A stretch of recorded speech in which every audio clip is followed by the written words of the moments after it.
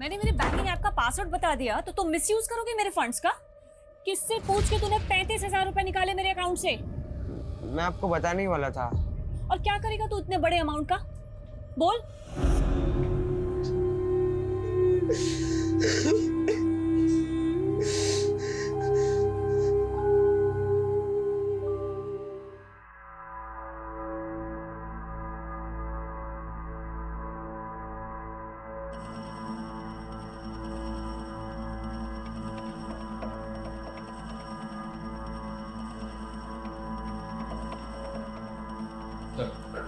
हमने चेक किया, कस्तूरी प्लाजा में 12 मार्च को कोई पार्टी नहीं थी और ऐसा कोई क्लू भी नहीं मिला है जिससे पता चले कि उस रात सेजल वहाँ थे। सेजल के भाई राघव ने होटल कस्तूरी कहा था और ये कस्तूरी प्लाजा है।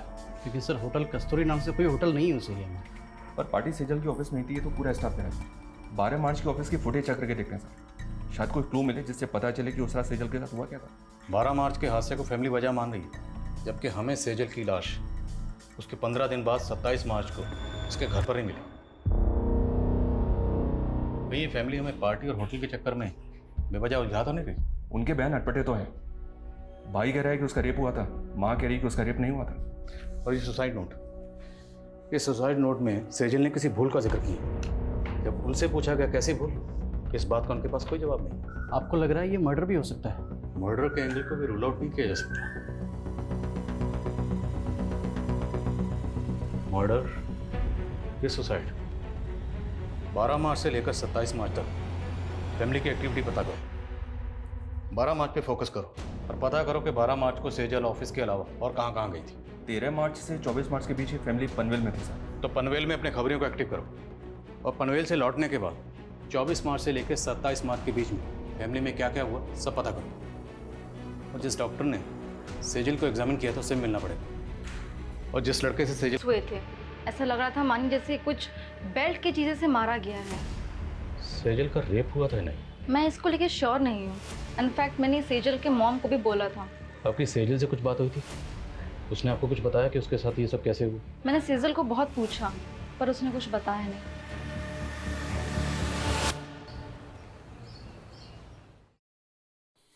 इतना दर्द सहने से तो ज्यादा अच्छा होता कि हम गांव ही भाग जाते। जब घर छोड़ के भागे थे तब क्या दर्द कम थे? जिस्म का दर्द तो फिर भी सहा जाता है बरखा, लेकिन दिल का दर्द सहना बहुत मुश्किल होता है। हाँ, जैसे यहाँ सब तेरे दिल की परवाह करते। अरे दर्द दबा के मुस्कुराना सीखा है। और सेजल के साथ क्या हुआ था? पर आपको कुछ तो अंदाजा हुआ होगा कि सेजल के साथ ऐसा किसने किया होगा। हमेशा खुश ही दिखती थी। मेरे लिए सोच पाना मुश्किल है कि उसके साथ में ऐसा कुछ हुआ है। 12 मार्च को सेजल के ऑफिस की कोई पार्टी थी। अब अगर सेजल उस पार्टी में जाती तो जाहिर सी बात है आपको तो पता ही होता ना। मेरी इस बारे में उससे फ़ोन पे भी बात हुई थी। प्रतीक, बॉस ने ये केस जीतने की खुशी में एक पार्टी रखी है, लेकिन मुझे ये सेलिब्रेशन बिल्कुल अच्छा नहीं लग रहा है। पर हुआ क्या?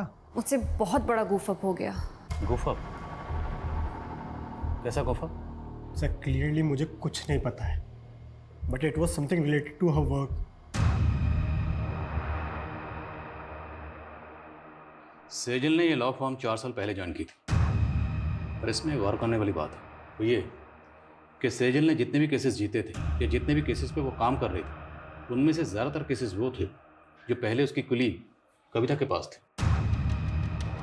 मतलब कविता के केस सेजल को दिए जा रहे, जबकि पहले सेजल कविता को असिस्ट कर रही थी। सर ऑफिस की फुटेज में भी हमने कविता और सेजल के एक और कलीग विकल्प को पॉइंट आउट किया था।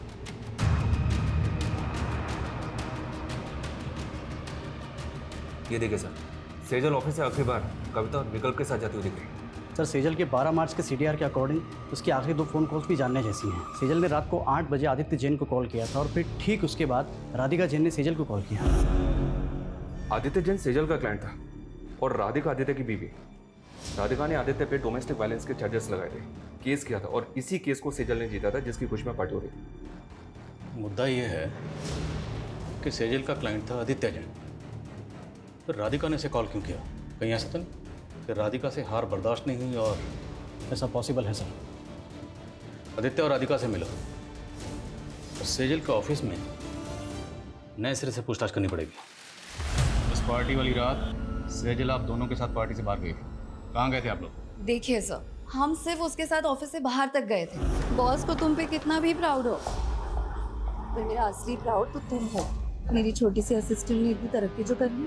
तरक्की मैंने आपको छोड़ने के बाद ही की है। वो कहते हैं ना कि बरगद के नीचे कोई और वृक्ष नहीं पनप पाता, मैं भी नहीं पनप पाती। इसलिए विकल्प, थिंक अबाउट योर फ्यूचर। अच्छा, तो तुम शुरू से ही इतना बोलती हो?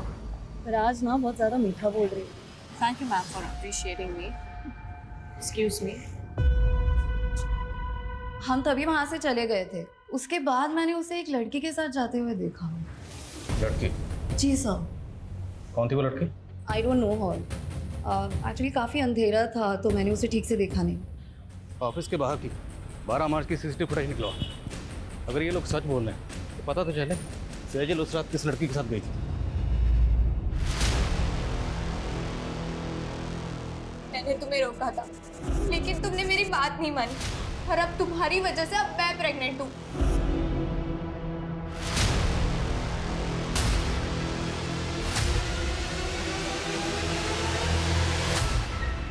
यार आज तो एक भी ग्राहक नहीं फंसा। मेरे को तो खड़े खड़े नींद लग रही है। चलना घर चलते हैं। मेरी तो बुकिंग आ गई। इसको पूछना, इसको दो चाहिए क्या? मेरा भी बोनी हो जाएगा। अरे ये मेरे को देने में तो बार्गेनिंग करता रहता, तुझे कहाँ से देगा? जा तू जाके सो जा।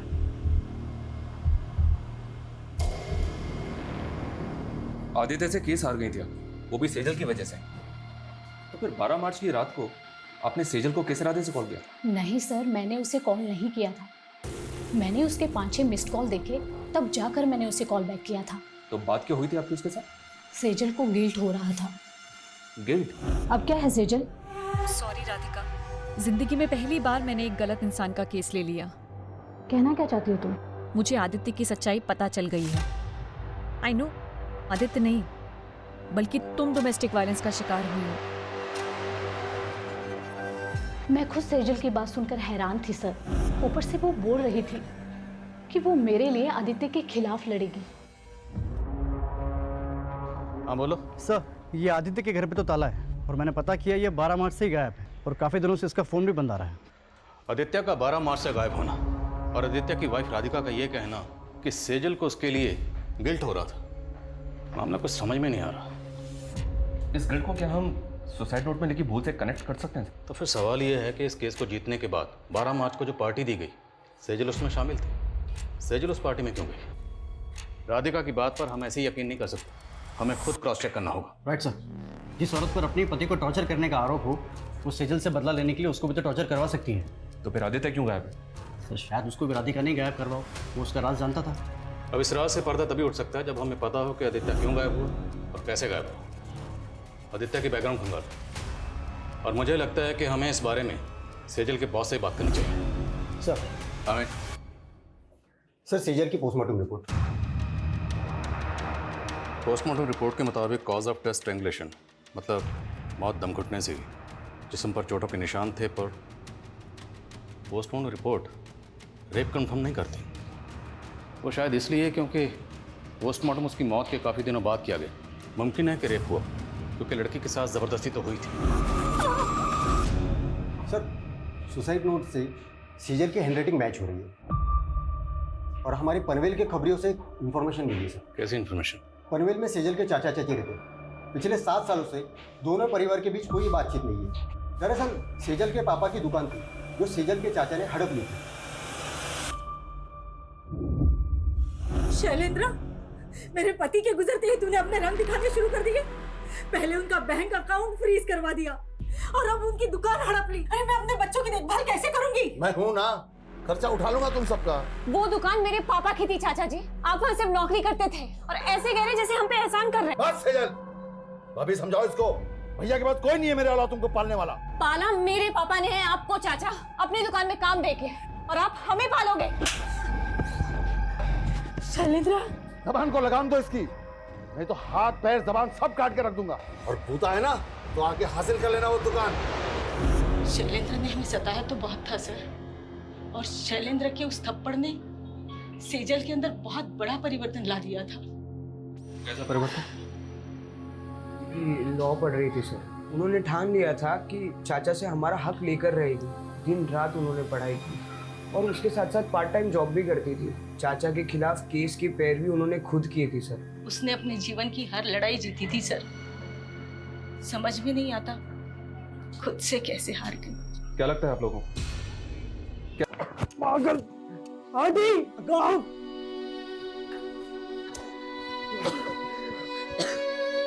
अरे प्रॉब्लम क्या है तेरी?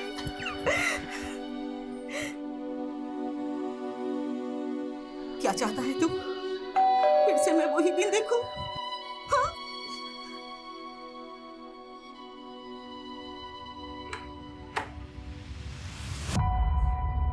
ऐसा करने से पहले तुमने एक बार भी अपनी माँ के बारे में नहीं सोचा? कहीं वजह तुम्हारी दोस्त अंजलि से तो नहीं जुड़ी? हाँ?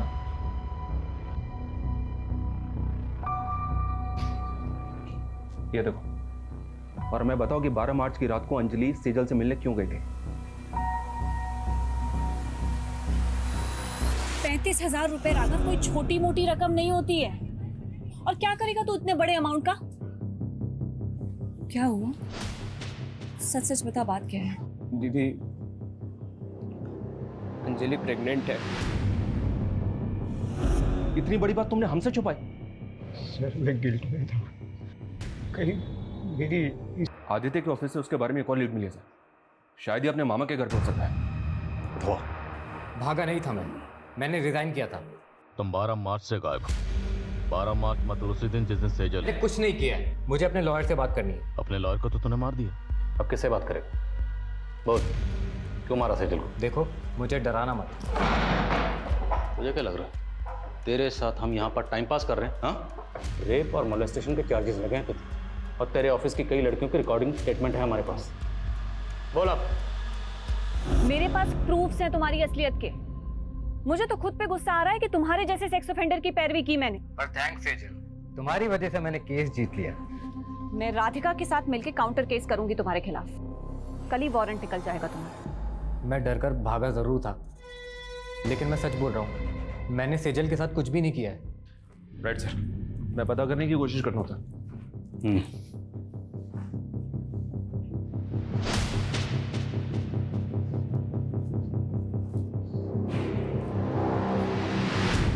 सेजल ने जिस भूल का जिक्र किया था, क्या भूल ये थी कि उसने आदित्य जैसे गलत आदमी की पैरवी की? अगर हाँ, तो फिर वो 12 मार्च से लेकर 27 मार्च तक खामोश क्यों थी? और कोई भी भूल इतनी बड़ी कैसे हो सकती है जिसकी वजह से सेजल जैसी लॉयर सुसाइड कर ले?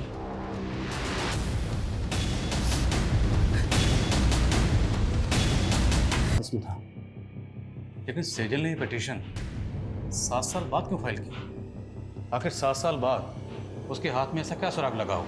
सेजल की माँ को भी इस बारे में कुछ नहीं पता, लेकिन सर वो हमें शैलेंद्र के बारे में भी कोई सबूत नहीं मिल रहा है। अगर सेजल की पिता की हत्या के पीछे वाकई उसके चाचा शैलेंद्र का हाथ था और उसके बावजूद वो 7 साल से बाहर है, तो मतलब प्लानिंग लंबी की होगी। और अब सेजल 7 साल बाद उस पर मर्डर चार्जेस लगाकर उसे अंदर करवाने वाली थी। मोटिव स्ट्रांग है। इस शैलेंद्र के बारे में पता करो, उसकी हर एक हरकत पर नजर रखो। Okay sir.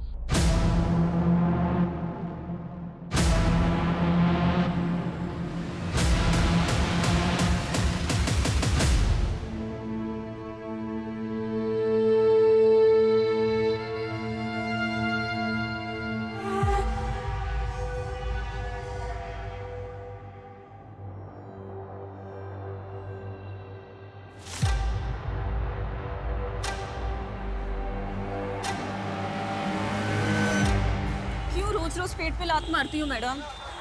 बकबक बंद कर। क्या बकबक मैडम? जो मर्डर करके भाग जाते हो उनको तो आप पकड़ नहीं पाते हो, और हमारे जैसे को दबोच लेते हो आप। क्या बोल रही है तू? किसका मर्डर? मेरी दोस्त का मर्डर। 6 महीने पहले 12 मार्च को हाईवे रोड पे मेरी दोस्त को मार दिया गया था। उसकी सुनवाई हुई अभी तक? चल ठीक है, गाड़ी में बैठ।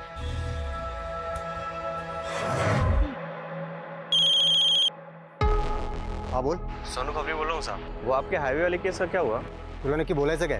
अरे साहब वो क्या है ना कि मैंने सुभाष नगर पुलिस को एक चकले का टिप दिया है और वहाँ पे एक प्रोस्टिट्यूट बोल रही है कि उसकी फ्रेंड का 2 महीने पहले वहाँ पे मर्डर हुआ। मर्डर? हाँ साहब। क्या 12 मार्च को एमजी रोड पर एक और मर्डर हुआ था? हाँ सर, और सेजल भी 2 महीने पहले एमजी रोड पे बेहोशी की हालत में मिली। वो लड़की कौन थी जिसके बारे में खबरें नहीं होता है? सर उसका नाम सिमी है। प्रोस्टिट्यूट है, आज ही अंदर हुई है। इस सिमी से मिलकर चांस लेते, शायद कोई काम की बात पता चले। साहब मेरी दोस्त थी बरखा, उसका एक्सीडेंट हुआ था। लेकिन आपने तो पहले कहा था कि मर्डर हुआ था। साहब किसी ने जानबूझकर उसको गाड़ी से उड़ा दिया था। 2 दिन तक बेचारी अस्पताल में रही, उसके बाद उसकी मौत हो गई। आपको ये कैसे पता कि किसने?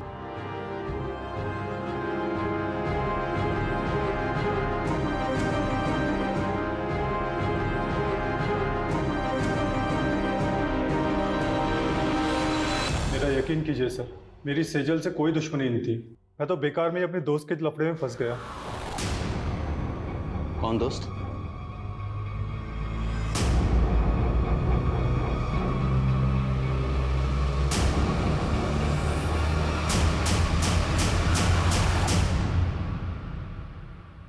दो महीने से तेरी एक्टिंग देख रहा हूं, पर अब तो इस डंडे पे नाच करेगा। नाच। बोल, सेजल ने क्या बिगाड़ा था तुम्हारा? बोल। सर मेरा पहले बिल्कुल भी इरादा नहीं था उसे नुकसान पहुंचाने का, बल्कि वो तो ऑफिस की पार्टी मनाने के बाद में उसे मनीष के होटल में मिलने भी आई थी। प्लीज प्रतीक, वैसे भी आदित्य की वजह से मैं बहुत गिल्ट में हूँ। पार्टी करने का एकदम मूड नहीं है।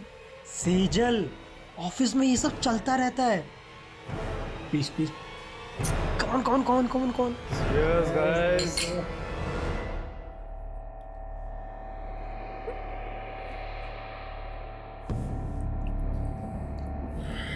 सेजल,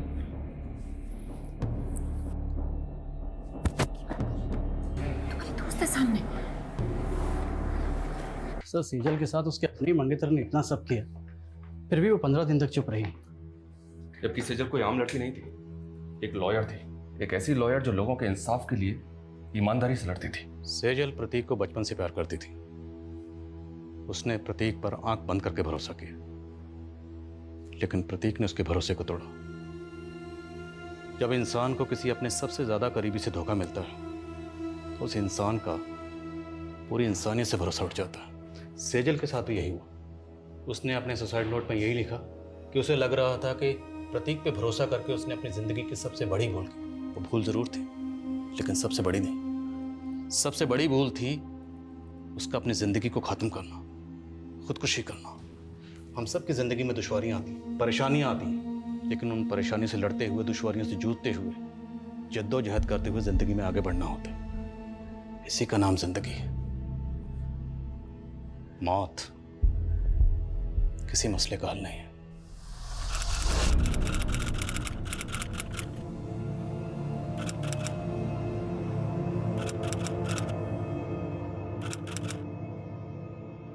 नमस्कार, आदाब।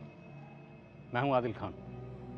क्राइम पेट्रोल के जरिए हमने छेड़ी एक मुहिम, वो चाहे गुनाह से सतर्क रहने का सबक हो या फिर आने वाले जुर्म की दस्तक।